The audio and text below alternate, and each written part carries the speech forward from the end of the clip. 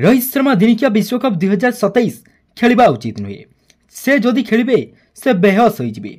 हाँ फ्रेंड्स, रोहित शर्मा को नहीं एमिति कहते भारतीय टीम पूर्वतन खेलाड़ी से किए एवं कहीं रोहित शर्मा को एमिति कहते ताही वीडियो जानवा पूर्व आपण मैंने भी जदि रोहित शर्मा को पसंद करती तेज वीडियोटी को लाइक करने सह चैनल को सब्सक्राइब कर दिंतु।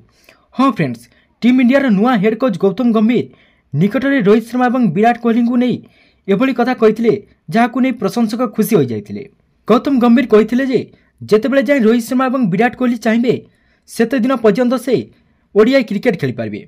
जदि से फिट रे तेज दिनिकिया विश्वकप 2027 खेलुवार नजर आसबे।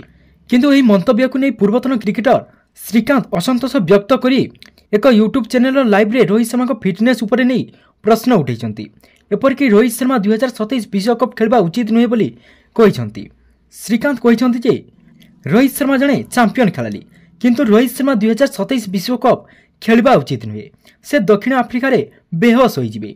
श्रीकांत को यह बयान एवं सोशल मीडिया रे खूब जोर भाइराल होबारे लागिथिबा बेले रोहित शर्मा को फैंस तांको ट्रोल करुछंती। तेबे पूर्वरु मध्य रोहित शर्मा को नहीं श्रीकांत विवादीय मंतव्य देइथिले। आईपीएल 2024 समय से रोहित शर्मा को नाम बदली नो हिट शर्मा रखा कहते। फ्रेंड्स, आपण मानक मतरे रोहित शर्मा 2027 दिनिकिया विश्वकप खेलिबा दरकार ना नहीं हमको कमेंट बॉक्स में निश्चय जणांतु एवं आगो को क्रिकेट समस्त खबर जानिबा पई हम चैनल को सब्सक्राइब कर दियंतु।